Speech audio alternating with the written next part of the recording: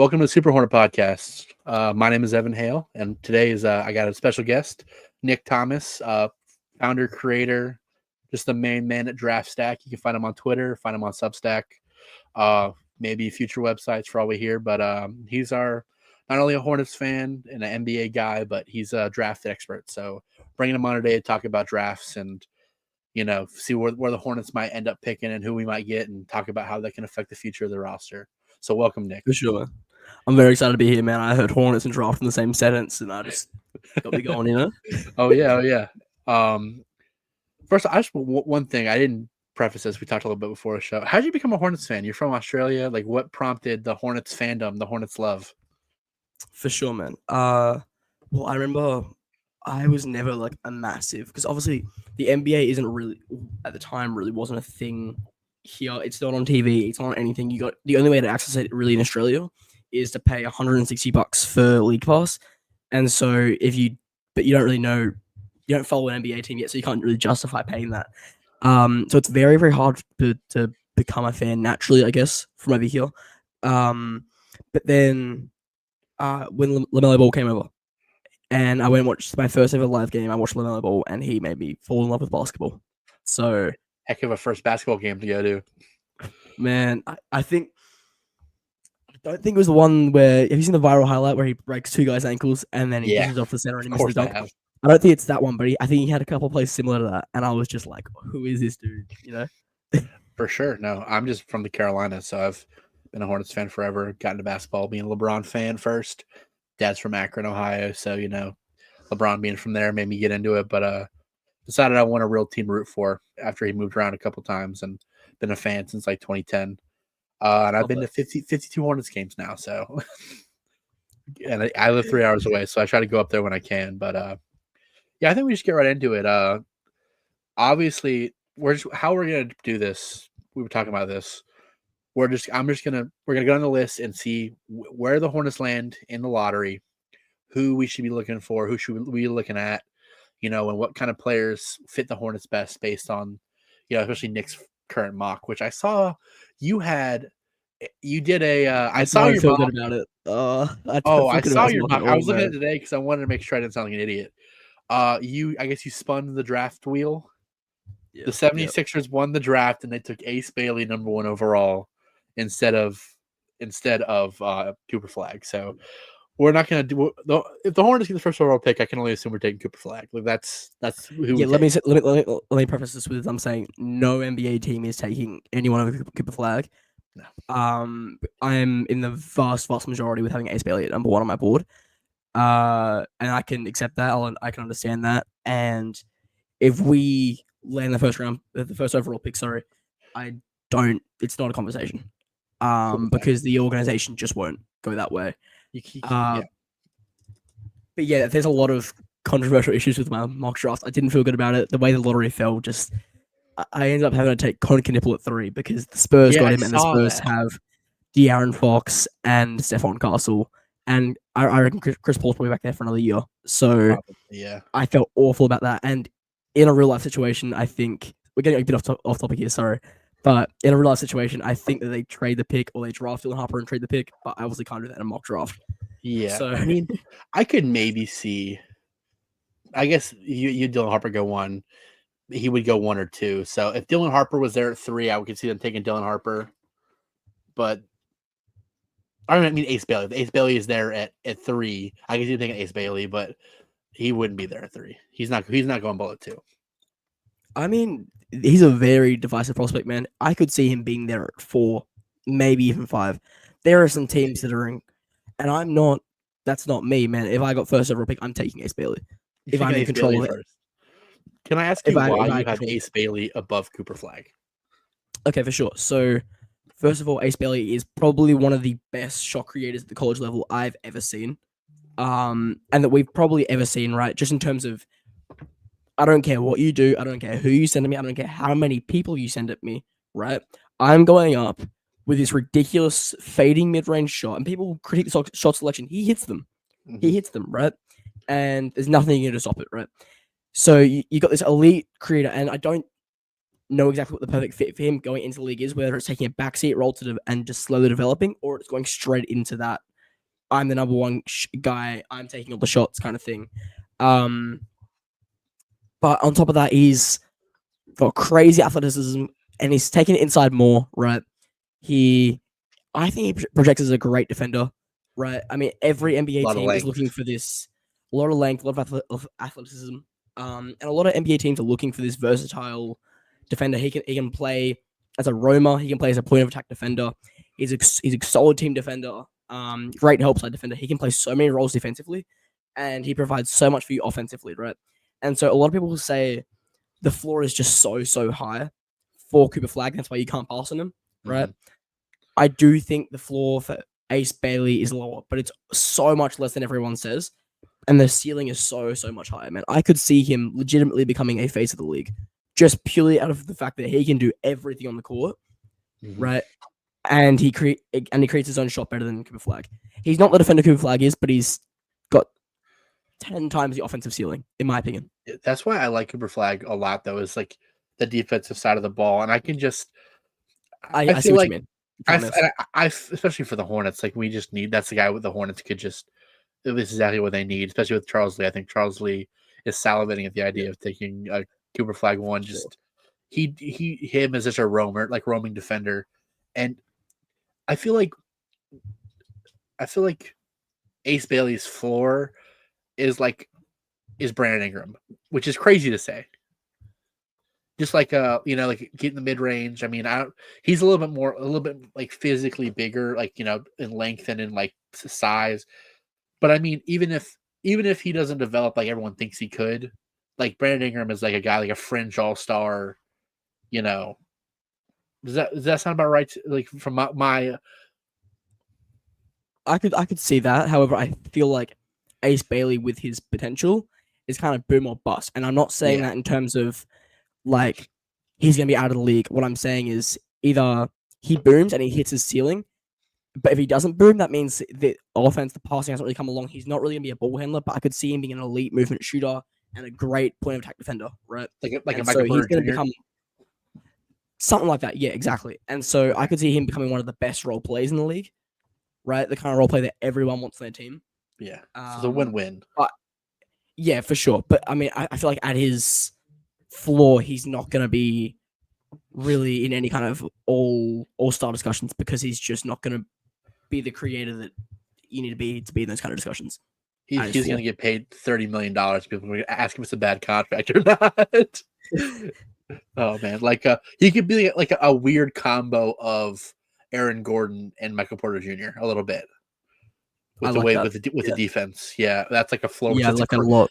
That's a crazy And the floor. rebounding, and the The- rebounding is yeah, great the too. rebounding too. Yeah, That's something I forgot to mention. He's a great rebounder. And another thing I like about him, man, he's if you're watching all the Rutgers games, man, he improves every single time you see him play, and that's something that you just die to see a freshman, man. With freshmen usually going like this, yeah. right? It's like waves, man. It's up and down, up and down, up and down. And then you got Ace, man. And when he first came in, I was quite low on him, right? Very low actually, rather than the consensus. It's kind of flipped now, but he's just gone like this, straight upward trajectory. And we've been able to see what he can really do as the number one option now with Dylan Harper missing some time. Yeah, no, definitely. So you would have, if the Hornets are at the first pick or the second pick, Cooper Flag, Ace Bailey. Those are the two. That's your 1A, 1B. With, I guess, for you it would be Ace Bailey is your 1A. I think they're both one-Os. Yeah, definitely. They're, But I mean, they're, like, they're in the same tier to me. yeah, but those are your two guys you would want for first Yeah, overall pick, second absolutely. overall pick, whichever one's there, you take them and you're happy, very happy with them. I am Uh, thrilled. Yeah. so your third overall pick, who would that be in that situation? Okay, third overall pick is where it gets interesting, right? Because for most of the year, we've seen Dylan Harper just kind of slotted into that third overall spot, but there are a few more options here. And this is kind of where the discussion gets interesting because it depends on what the front office wants to do Yeah. and what their aim for the future is, right? We saw the trade with Mark Williams, right? Mm-hmm. And now he's back. And so does this team still want to move off Mark Williams? Or is that simply just too good of an offer to pass up on? or do they just not believe in Mark Williams? And if so, I mean, Yeah. Kama Malawak is a fantastic option there. He's a great shot blocker, right? He's only made attempted 2 3s so far this year, but previously at all levels he's been an elite. He's been a far better. Sorry, I wouldn't say elite. Far better 3-point shooter. And there is some of that there. He had some mobility issues coming into the year, but I feel like he's gotten more and more mobile. And there's this one play, man, where it was like a full 24-second possession, and he literally covered all 5 spots on the floor, just switching Awesome. movement. I wish I could pull it up right now, man. That clip was crazy. And I feel like he's just someone you can't really miss on. Yeah. That's a safe pick, right? He's probably not the best value option at 3, right?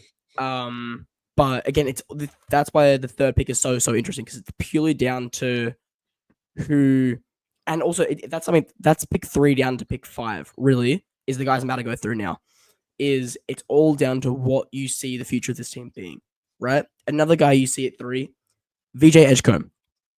Love VJ right? Edgecombe. Fantastic. I mean, you talk about Charles Lee salivating the guy. VJ's exactly that, right? Exactly that. He's probably one of the best all-around defenders in the draft, right? Fantastic defender. The catch and shoot shot seems to be there. That's improved quite a bit. So if you asked me this question a month ago, I would have said all of that and kind of stopped there, right? But in the last month, we've seen VJ really improve as a ball handler, and I could see him being a very, very good secondary or tertiary ball handler for the Hornets. And that can't hurt to have that when you got a team with LaMelo Ball as your number 1 guy, right? Yeah, and so definitely. That's probably the if you love your team as it is constructed right now, and your core as it is constructed right now, your core of LaMelo Ball, Brandon Miller, and if you still see Mark Williams as part of your core, say it. Maybe say core 4. Say they couldn't stop saying core 4, man. I'm trying to stay away from it, but I mean I've loved what we've seen from Miles Bridges lately, but that's a whole other conversation, right? And so VJ Edgecombe slots perfectly into that. So if you kind of want to continue building on what you have, rather than replacing things you're not too happy with, VJ Edgecombe is definitely the move. Perfect. He fits the roster as it's constructed. Yes, exactly. And then you got another move where Kasparis Yakashonis, right, out of Illinois. So I think Kasparis, and I guess you could say the same thing for Jalen Harper. I'm personally higher on Kasparis. But that's kind of the move you make if you're just not super happy with having LaMelo Ball as your number 1 guy purely because of the injury. I'm not saying you take this guy and you trade LaMelo Ball, right? Yeah. I'm saying that Kasparis is a fantastic player. I've seen in some instances, right, he hasn't been asked to do it too much, but he has shown some ability to play off the ball, right? Yeah. Off the catch and shoot. But I mean, he's super talented, and he's kind of like a break glass in case of emergency kind of guy, right? Yeah. If LaMelo Ball goes down, you still got someone to run the offense, and that's been the Hornets' biggest issue. Because when LaMelo Ball isn't out there, the offense falls apart. The team is 1-19, sorry, without LaMelo Ball, and so gotta add the Nuggets last night. Yep. And so he's like 6'7" too, right? Like he's or is he? The crazy. Isn't he 6'7"? He's tall. I think 6'7", which is kind of similar to that LaMelo Ball. We were talking about it before. Definitely. Like the Hornets, we don't have a backup point guard now. Even with it's right now. Look who we're starting a point guard. It's a guy on a 10-day contract, which I mean, with it. But I mean, at the end of the day, even if we keep the team as is, it's somebody you can slot in. If you believe in Nick Smith Jr. as your starting 2 guard with Brandon at the 3, then you have Kasparis off the bench as a starting point guard with Trey Mann as your 2 guard. Do you like that, or No, I think this is more of a Kyrie Irving, Luka Doncic kind of situation where you have 2 very, very talented ball handlers and playmakers in your starting lineup, right? And then if LaMelo Ball does just happen to go out, then you can slide Yakashonis over, right? I mean, my comp with Yakashonis is like a Tyrese Halliburton, right? Remember when Tyrese Halliburton was going off last year, hitting all his shots? He was a fantastic pull-up shooter, and it was like probably the best passer in the league. That's kind of what I see from Yakashonis. and he's never going to be able to reach that level fully if it's him and LaMelo Ball. But that's kind of my Yeah, comp with him. I see that. Kind And of lanky, a so little bit taller than the 100%. average point guard. Definitely. And so that's kind of why I'm excited from him, because I love what he could be. And I love the fact that he solves the Hornets' need of, damn, we need a point guard, right? Mhm. Because LaMelo Ball's out quite consistently. And I'm not an advocate. Not going to sit here and say we need to trade LaMelo Ball, right? Yeah, But it'd be good to have a backup plan. for sure. And why do you prefer him over a Dylan Harper, especially with similar size? I saw your comp. He's your peak comp, but it's James Harden for Dylan Harper. Why do you Yeah, prefer? that Yeah, I just with Dylan Harper, I feel like the shooting isn't quite there. And so, if the whole idea of this kind of move for point guard is to have a break glass in case of emergency for LaMelo, I don't think he's going to have the same amount of offensive gravity because he's not a good shooter. And he's dude's 19, right? That can change. But as yeah, of right now, in that sort of situation with that kind of fit, I'm absolutely taking Jonas. I feel like he's just the better fit for that. And I'm also just higher on Jonas as a prospect. yeah. Also, the Hornets drafted T. Salon last year, and they have seen the backlash for that now. I think if come draft time, if there's a project and a sure thing on the table, they're gonna take the sure thing. If there's a guy you're questioning a little bit, you say how do you say it, Yakichonis? Because Barry's Jonas. Yeah. Yakichonis. So Yakichonis, he feels like a little bit more of a like at least he's consistently making his shots in college and handling the ball well. I feel like And he's he's a doing little it on a bit great team more. as well. He's probably a higher floor player. Is that what you're saying? And then, um, I think they're both very high floor players. I think it's just purely in terms of a fit with this team. It gotcha. depends. It's team by team between Jonas and Dylan Harper, really. That's fair. What team do you think Dylan Harper would fit better on than Yakichonis? Man, I'm blanking now. So bad. Sorry. You came I in with mean, the I would have Hornets, said. so I mean, yeah, you don't have to worry about it if you can't think of anything. But No, I mean, I would have loved his fit with the Spurs a few months ago, yeah, that's but fair. yeah, you put me on the spot. I Every mind is my just brain my brain went Spurs too, and I'm like, wait, now they have 7 guards. yeah. Yeah, definitely. So I still think my personal pick is if you have to pick a 3 is VJ. I think two anything past 2 is VJ if he's on the table because as he's shooting Yeah, last I saw 35.5% from 3 currently. And he's yeah. playing great defense. He's got long arms. He's 6'6". He could play your 2, you could play your 3 depending on what the matchup is. I mean, Brandon Miller's 6'9", probably 6'9.5", closer to that now at this point. I prefer Brandon Miller at the 3, but if you can play him at the 2, I mean, his ball handling should get more solid, especially with him having the wrist injury on the dominant hand. It's not gonna improve this offseason. His left hand might get better at his dribbling, and he's been passing. You see the videos of him, like when they're warming up, passing the LaMelo Ball. I'm hopeful on that aspect. More ambidextrous on the passing side, but I'm really high on VJ, especially with like a defensive motor. I mean, he could be I don't know if this is a weird comp, but just like a more like just a way better offensive Josh Okogie. Similar, like height, and they both got long wingspans, high motor guys. I mean, I don't know if that's compared to a guy on the team right now. I mean, you know, Yeah. if you just combine Dennis Smith Jr. and Josh Okogie, because he's bouncy too. That's interesting. I mean, I feel like Edgecombe is a bit more of an off-ball Yeah, player. I mean, he has, again, as I said earlier, flashed some on-ball capabilities. But I think in a perfect world where Leonard Ball never gets injured again, and we have a perfect lineup, yeah, he's not going to have too many ball handling responsibilities. And so I feel like he's much more of a floor spacer and off-ball like catch and shoot guy than Dennis Smith Jr. yeah, for sure.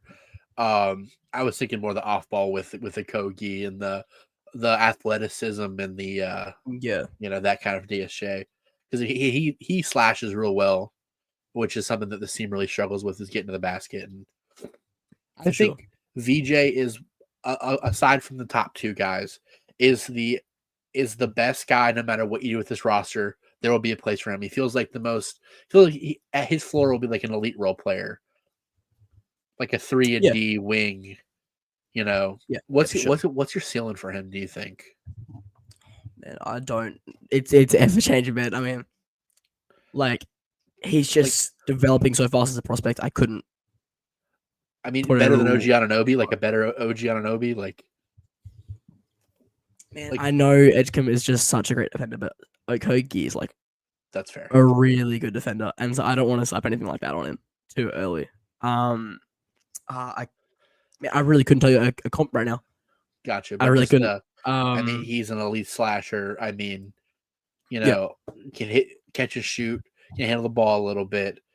Just he's a high motor guy, which is something that this front office and this coaching staff really cares about. Our guys who get in and like you can see with the guys we have, the two-way guys now. I mean, the team is just that's So that's your next tier down is the Yakachonis, the Dylan Harper, and the VJ Edgecombe. VJ probably being the highest out of those three, and and then Malawak.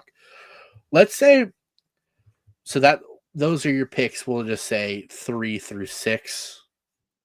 3 through 5. 3 through 5 is some combination of those guys. Yeah, and so then pick 6 is where it kind of gets difficult because the top 5 is so set, so talented. It's like you got the top 5 guys, and then there's a pretty severe drop off between 6 and then the rest of the board. And so now you're kind of looking for a solid role player, really more than anything. I don't think you're looking for anyone with a crazy high ceiling. I mean, there are some high upside bets you can make further down the board, but it's not something I think the front office is going to be very interested in after last year. Yeah. And by the way, in no way am I giving up on Deshaun Salon. I actually very much like his prospects. You can see it's not something that shows up in the box score. It's not something that you see him in shooting splits, but you can see the improvement. Definitely not seeing the shooting splits. He's shooting worse now than he was. I mean, remember the summer league? He was shooting like 50% from 3.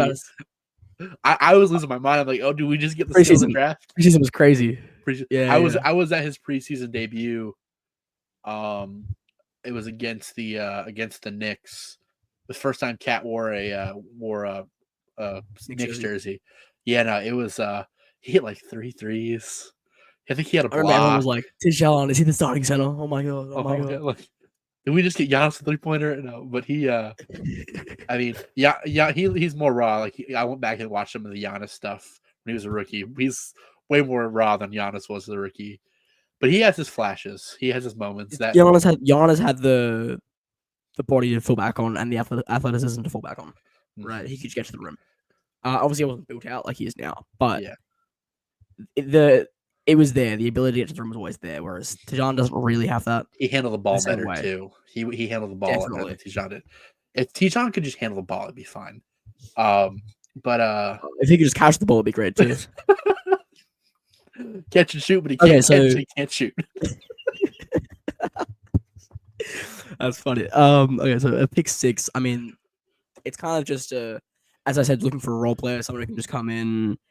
And so the two options there are kind of Conker Nipple or Liam McNeely, me personally. Just 2 guys can come in. I very much like Conker Nipple. He hasn't shot it great at college, but he's a shooter, right? Yeah. He's shown at every other level. I think it's just a down year. And so kind of unexpectedly this year, he's offered a lot more on the playmaking and defensive side than you would expect. And so just kind of bringing Conker Nipple as like a do-it-all kind of role player off the bench for 18 to 20 minutes would be a fantastic level for him to reach. That's kind of the goal. If you can get him to be an 18 to 20 minute game player who is just really good at shooting the basketball and does a little bit of everything else, then that's definitely great. We another 6'7" guard who can shoot the ball would be nice, Yeah. And that's kind of it. I mean, I don't see us falling to 7 or 8. Right now we have the 4th best odds, but that's within the game. I mean, we were second 2 games ago. 2 days ago, actually, not even 2 games. Yeah. And so I don't see that happening because we're not falling beyond 4, and it's like a 2% chance. So I don't see any real reason to discuss that. So I'd kind of like to move on down to, I guess, the second round picks, because the Hornets have 2 very good second round picks, Yeah. right? Pick 32 and 34, and there's a lot of potential prospects there that could be very, very interesting and potentially really, really good players down the line, right? I mean, kind of what I'm looking at. Again, a lot of these guys are bets to fall. I don't know if they're going to fall, right? Yeah. But I mean, there's a good chance at 32 we can get, one of Ben Sarif or Dinka Pate. Mhm. I love maybe like a falling Noah Pender, who I interviewed earlier this year. Great guy. Another guy around that area that I love is Drake Powell. I mean, you think Edgecombe's a great defender? Drake Powell's a fantastic defender, right? I absolutely love Drake Powell on the defensive side of the ball. There are some offensive questions, right? I mean, that's why he's But the I second love Drake round. Powell as a prospect. Yeah, for sure. I just know And then, some of the bigger names. I mean, I haven't even looked into the second round guys, so this is definitely something I'm gonna have to really look into. yeah, for sure. And then, I mean, you got other guys like Adu Tierra, just like a super NBA ready guy, can come in right now and play 15 to 20 minutes a game, right, as a second round pick if he falls again. Yeah. Um, I mean, even if and guys then you fall to the got late guys like, lottery, I mean late first, you can always just trade those 2 picks. That yeah, happens that's all what I'm the saying. time. I say that, man. They can trade up. These are 2 very, very good second round picks that I'm sure another team would be very interested in getting. Say like a team that's still trying to build up its pieces. So say, I know Washington isn't there, but for example, if Washington had the 14th pick, I'm sure that they'd love to trade down for 32, 34, maybe a future highly projected first round pick or a future, a few more second round picks, because they're just trying to get as much talent indoors as possible, right? Yeah. As much young talent as possible. And so if you can find a team in a situation like that, I wouldn't be surprised. Maybe not a lottery pick, but maybe in the Like 22. Pick 22. 22 to 24 range. Yeah. I could definitely see that. And then at 34, I got 2 other guys that I really like. I mean, Johnny Broom's obvious one. Everyone knows Johnny Broom. Mhm. Again, another guy can just come in right now and play 15 minutes for a good team as a role player. Pick 34, though, is where I'm kind of. This is someone I really, really like. Ben Henshaw. He plays fine. Look at him in Perth. And so I've seen all of his games over the course of the year, most of them live. And I can tell you this guy's a very exciting prospect, and he needs a lot more eyes on him as a prospect. Super high energy guy, can shoot the ball, spaces the floor, plays fantastic defense. Just everything you want a role player to do, right? He can handle the ball pretty well, attacks the rim well, has some issues getting around screens, which I've noticed, but he definitely needs more eyes on him as a prospect, and I definitely consider him around the 34 range. And I think that's all that's all the picks that Charlotte has. They traded their other pick at the trade deadline. Yeah. But yeah, so are you aware of some of those guys? And if so, Yeah, what are your for thoughts? sure. I mean, I mostly know names. I mean, Dink Pate Yeah, is another one of those guys who you just heard a lot about. Um, a lot of those names I don't know though, which I'm going to get in, look into. I feel like if you're the Hornets, regardless of name, I think you worry a little bit. Who was that center we took out of Spain a couple years ago? Now 33rd pick. Adam Boner. No, No, no, no. no, sorry. James Najee. James Dodger. I feel like if I was picking in the second round, I would want to go after a guy with, like you were saying, from your hometown, like from Perth. A guy who may be under recruited but could have like all the pieces there. But then you just worry about them coming. Like you have a little bit of the fear of the James Dodger, who he got hurt, but he like wanted to stay and didn't come over. And I don't know. Hopefully this front office doesn't have the same fear. It was a different front office who I drafted think James, that but the thing with James Najee is he just didn't want to go to the Hornets. And I can tell you that's fair. from my I'm not gonna say I'm some inside guy, I'm some close friend of Ben Henshaw, but from my conversations with him, he just wants to get to the NBA, That's fair. right? And at any level, he just wants to get there so he can say he did it, and Yeah. then he wants to try and make it stick. That's always been his goal and his dream, and that's what I think. I don't think he's really caring about that. Also, no injury history at all, so don't have to worry about that. That's Unless nice. it's some kind of freak Until example. he signs to the Hornets, and then it's all And bets are then off. And then and you're then his name failing comes to physicals. shadow. Yeah. You're failing physicals on trades. Do you think, because you have Common Malak probably the highest out of people that I've seen? I know he's I've seen him from from 4 to 11 in mocks. I mean, he's moved up since then. Let's say he's there at he's there at like 8. Do you think about trading? There's no way he get there. There's zero way he falls that far. Fall over. There's a very, very clear top 5 in this class, and there's no one in that top 5 that's falling out of the top 5.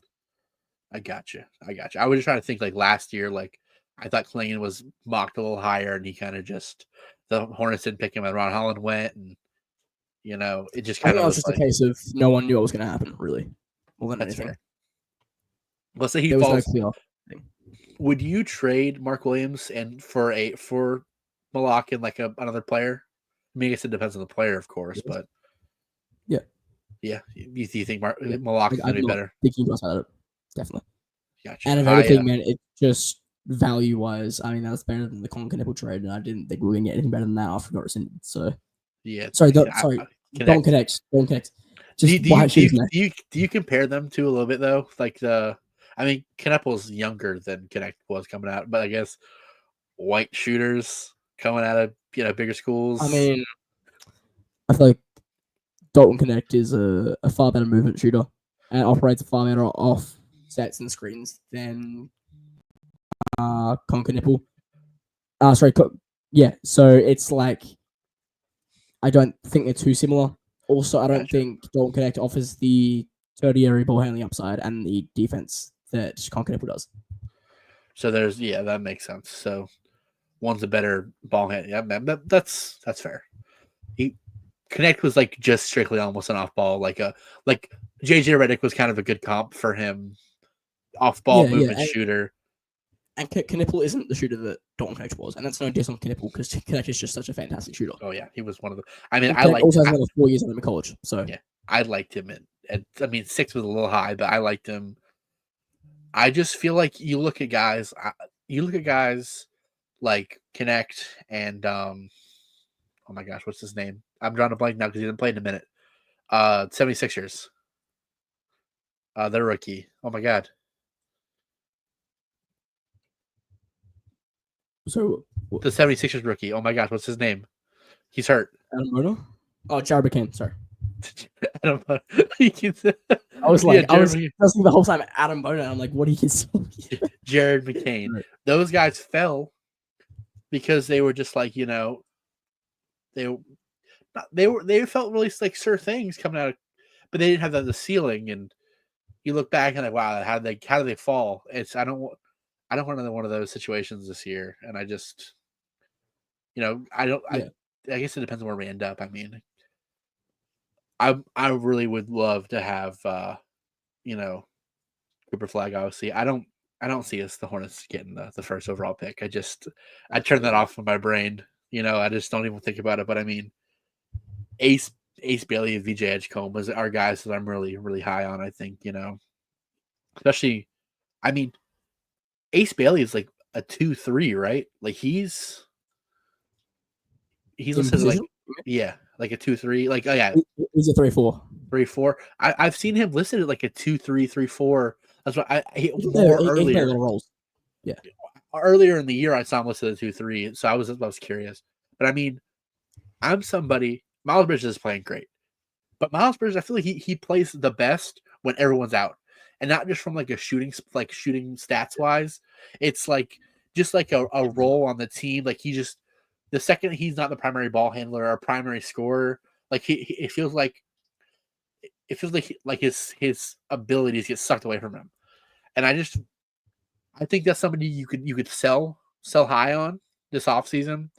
And if you could have if you get the top 2 pick, especially, you get a guaranteed 4-man, to fill your team.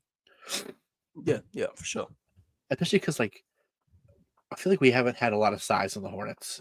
Like, yeah, like positional size for like LaMelo, but like not functional size. Yeah, exactly. Like Miles Bridges is 6'6", and he's been playing our 4-man for however long, and Josh Green is 6'5", running our 3. Our guards are taller than our forwards. Yeah. And it's, I would prefer a 6'10", 19-year-old who might end up being taller than that come, prime of their career. It's just, I don't know. I'm somebody who's like, hold up a sign that says Miles Bridges scored 36 tonight. Who wants them? Yeah. And We'll the send crowd you just smiled. we'll send you a pick and you give us a good center or something. I don't know.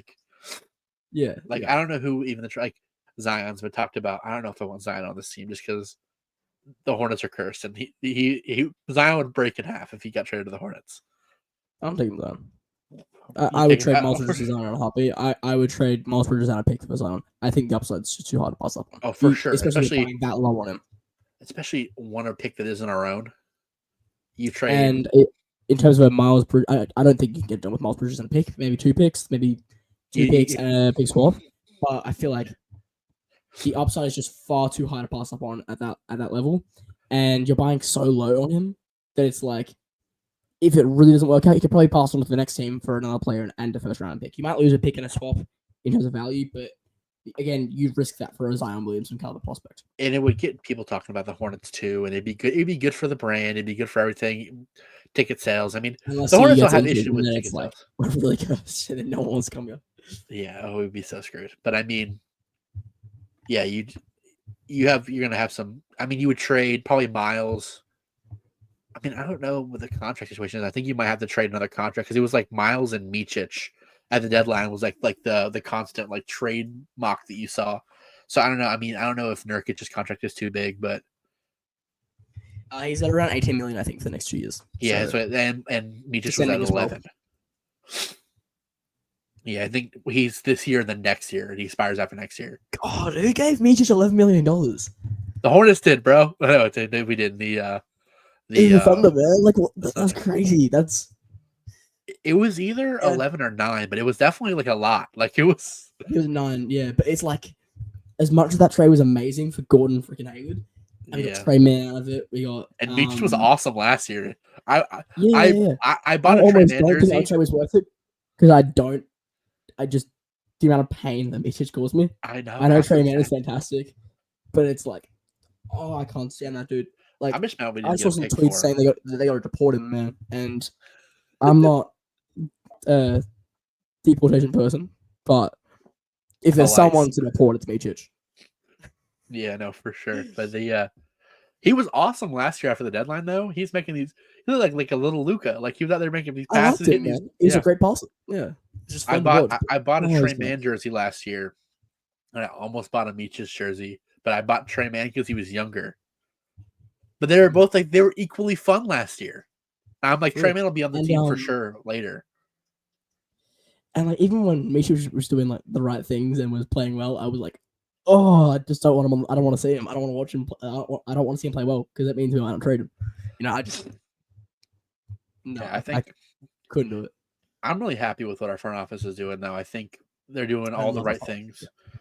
And people are upset online. I mean, Twitter's Twitter, so you can't put any weight into that. But I mean, like, it's just we have I think we have the third most first round picks over the next 6 or 7 years, the most second round picks over the next 6 or 7 years, whatever the stat was. You posted, so we have, I think, 26 tradable future assets. Yes. We have control of our own first round pick for the next 7 years, right? And I think we have something like 11 or 12 first round picks. Mm-hmm. Tradable. It was going to be 14 from the, or it was. We have 13. It was going to be 14 with that trade, I think is what it was. Yeah. Yeah. With the Connect trade. So yeah. Plus the pick swap. But that would have only been one pick because you swapped. Yeah. Of course. It's just another high value pick. Yeah. I mean, it's just, I don't know, man. I don't know if I'm overly positive, but I really believe in this team. Not right now, sure. But I mean, like, look at the injured bench. Look at who we're missing right now. That's 3 of our top 6 leading scorers.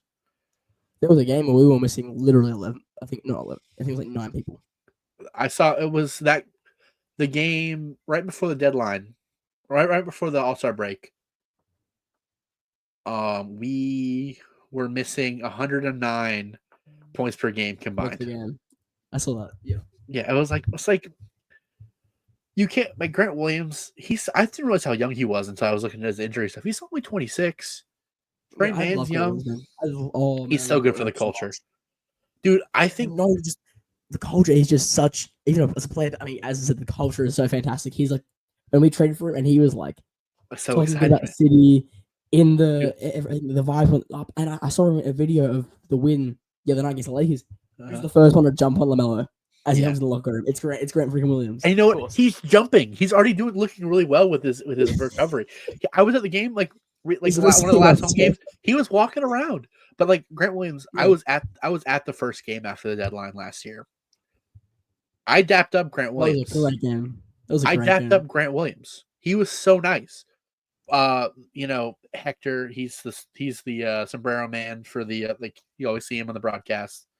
They him he made like fat heads for all the guys. He has all these huge like like posters with their heads, and he made one for the new guys. So like they were already talking, and I talked to them before the games. We were down there, and Grant Williams walked over, signed it real quick. Dapped us all up. Was so nice. You're such a good guy. Like it's so good for the Yeah, city, and like I think him and next year.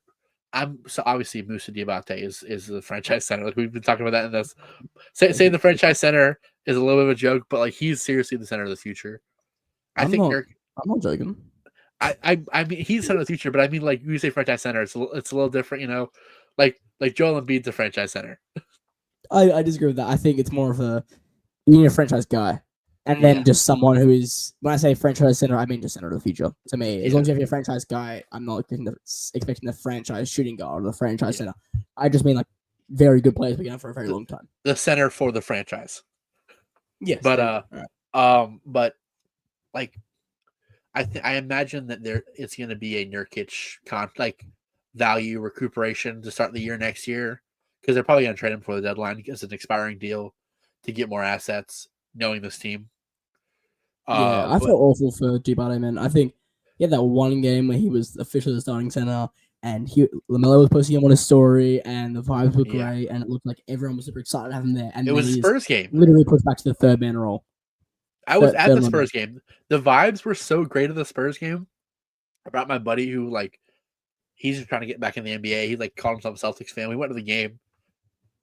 You know, Miles Bridges game winner, and then the missed shot, the made shot that called off by De'Aaron Fox. Yeah, My buddy was leaving there I love the Hornets, man. I'm so hyped. The trades look great, and then the trade got rescinded, and then we went into the vibes got a little weird. And then we went to the deadline. They're okay now, I The guess. All-Star break. But yeah, no, it's gonna be Diabate. At least will be the backup center of the future. He will be a contributing factor to this team, no matter what. But I think Yes, the bench next year is going to be insert point guard. Is going to be. It just depends. I guess it depends. But you're gonna have Trey Mann off your bench. You're gonna have Grant Williams off your bench. You're gonna have Yusuf Nurkic off your bench. The vibes of those three guys, awesome. Because I mean, Nurkic has been a great guy, attitude wise, coming in. fantastic. I mean, him and Grant Williams coming off your bench with Trey Mann's production. You can't tell me that team's not going to be decent. By the way. What do you say? I think Trey Mann is the say that we don't take. Let's just take the draft out of the equation. We don't take anyone in the draft, right? I think Trey Mann's the backup point guard, and I think Nesmith Jr. is the backup shooting guard. I know Trey Mann isn't a fantastic playmaker, but he's a good playmaking option who can create his own shot. And having Nesmith Jr. there off the ball, I mean, it's not that hard to make someone who's just running around a bunch off the ball. So I think Trey Mann would be the starting point guard if you take the draft out of it and free agency out of it. Looking at this team next season as currently constructed, that's how I kind of look at it. And then you got a lineup of LaMelo Ball, Josh Green, or maybe Josh Kogi, and then Brandon Miller, Miles, and then Mark, whoever, right? Yeah, at that point. Yeah, without whatever you have for from the draft or free agency. I don't know where we end up. Who we don't know who we're gonna sign or whatever. But I don't know, man. I just got faith. I feel good. I feel the vibes are good right now going into this, and I just feel really solid. I mean, I just see the pieces. I see it. You see, when you're building the puzzle and you see the picture for the first time. I see the pieces. I see what's going on. But I see what the puzzle's being built for, and we got a heck of a lot of great puzzle pieces on the side ready to make move around to get whatever we got to do. But I mean, I would like Trey Mann as a backup point guard. It's like a backup guard at least. Like, but I don't if think you he's had a naturally a point guard, by the way. I want oh to clear yeah, that up. I don't think he's naturally a I point guard. prefer him as a 2 guard with like Definitely. a if you had a prime Alfred Payton instead of this 10-day Alfred Payton, like a great ball handling, good facilitating guy, you can play some good defense. He'd be the perfect backup point guard for this team, like perfect backup point guard, I disagree, but like purely prime, like just the way prime. the NBA is now. I know what you mean, but the way the NBA is now, if you want to be a good playmaker, you also have to be a good scorer and be able to have some offensive gravity. He doesn't have that. He never had that. And so I kind of disagree with that take. But I see what you mean. Just someone who can come in and create shots. I know what you mean. Yeah. TJ McConnell. We had TJ McConnell. The size would be I terrible. love that. I love that. Our backup guards are 5'11" and 6'1" with without the inflated heights. They're listed higher than that. But I think, unfortunately, unironically, TJ McConnell is untouchable for the Pacers. Oh, for sure. Unironically, he's for sure. You want Miles Turner? You want Tyrese Halliburton? You can have him. You want TJ McConnell? Not touching him. Get off. Not. But yeah, I mean, I think that's a good way to wrap up, man. For sure. Yeah.